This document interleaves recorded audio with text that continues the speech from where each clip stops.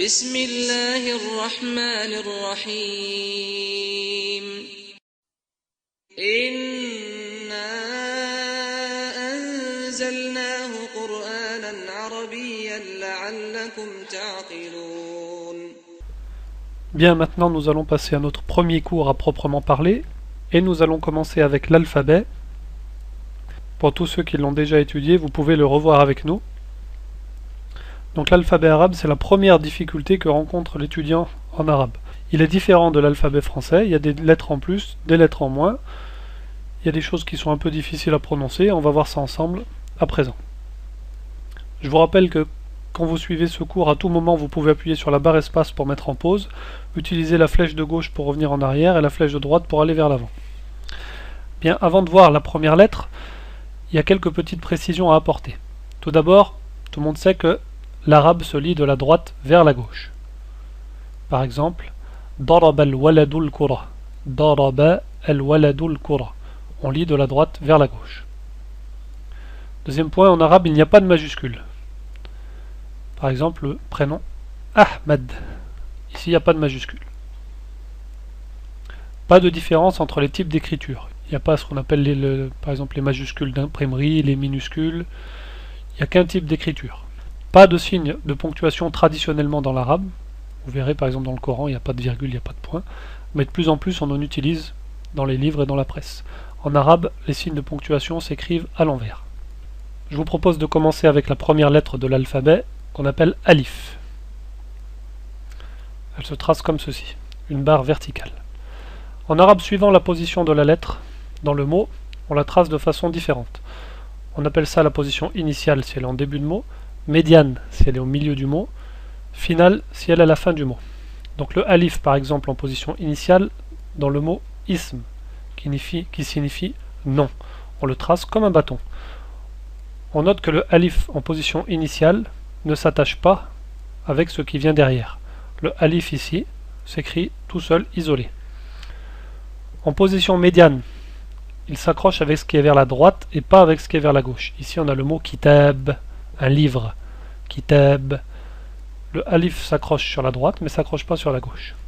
Et enfin en finale, toujours il s'accroche sur la droite mais il s'accroche pas à ce qui vient avec. Après, pardon. Al-asa, le bâton. Al-asa.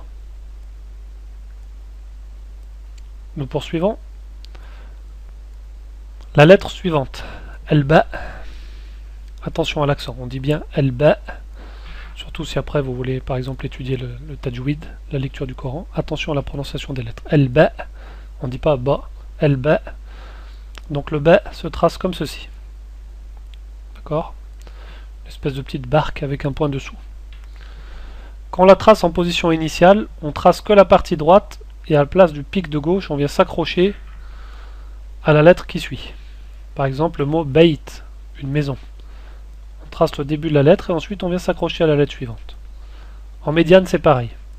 On s'accroche à ce qu'il y a précédemment, on s'accroche à ce qu'il y a après, mais la lettre perd la queue de gauche. Kabir, on n'oublie surtout pas le point. Kabir qui signifie grand. En finale, pareil, elle s'accroche à droite, mais vu qu'il n'y a rien sur la gauche, la petite queue revient. Khashab, le bois. La lettre suivante. Et on va voir que l'arabe, son alphabet, est classé par ressemblance d'écriture. Donc la première, alif, est isolée. Ensuite, on a trois lettres. Al-ba, at-ta, al-tha. Ils s'écrivent pareil. Ils ont les mêmes règles d'écriture, si ce n'est les points. Donc, on vient de le dire, le ta se dessine comme le ba, sauf qu'il n'y a que deux points au-dessus. Donc, en initiale, il n'y a rien sur la droite, on fait la petite barre, mais vu qu'on va l'accrocher à gauche, il perd la petite queue. Par exemple, le mot tout, une mûre, le fruit, une mûre. On voit ici la lettre qui vient s'accrocher, qui lui fait perdre la petite queue de gauche. En médiane, pareil, elle s'accroche sur la droite, on garde la première queue, mais vu qu'elle s'accroche sur la gauche, on perd la petite queue de gauche.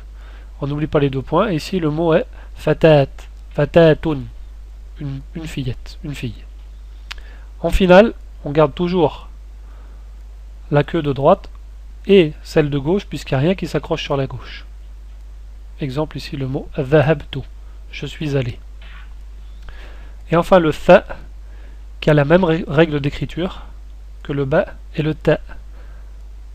As-tha, en initial, la petite queue de droite, il va perdre celle de gauche puisqu'il s'accroche.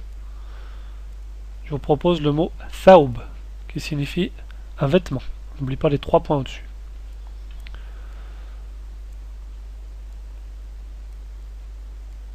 En médiane, je vous propose le verbe nathara, qui signifie disperser quelque chose, disséminer quelque chose. Pareil, vu qu'il s'accroche avec quelque chose à gauche, on perd la petite queue de gauche, on conserve que celle de droite. Et enfin, en finale, thulth, un tiers, le tiers de quelque chose.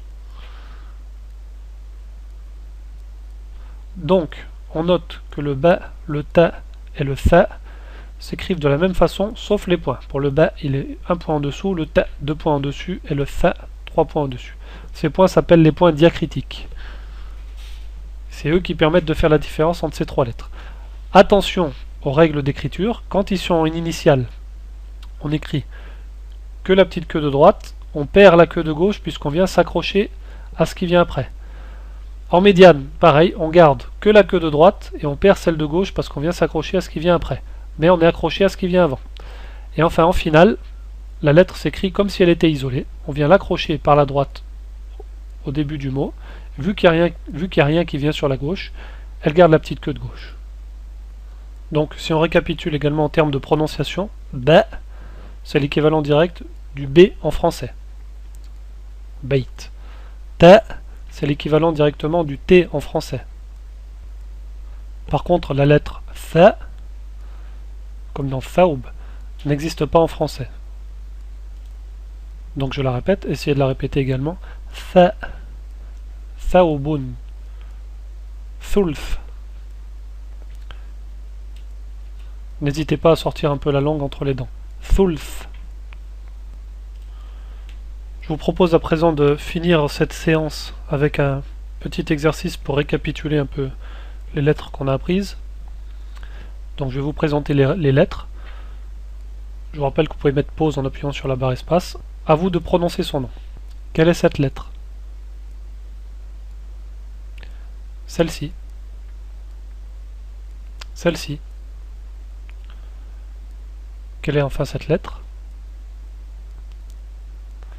Deuxième exercice, prenez un stylo, un crayon, je vais vous dire le nom des lettres, à vous de les tracer.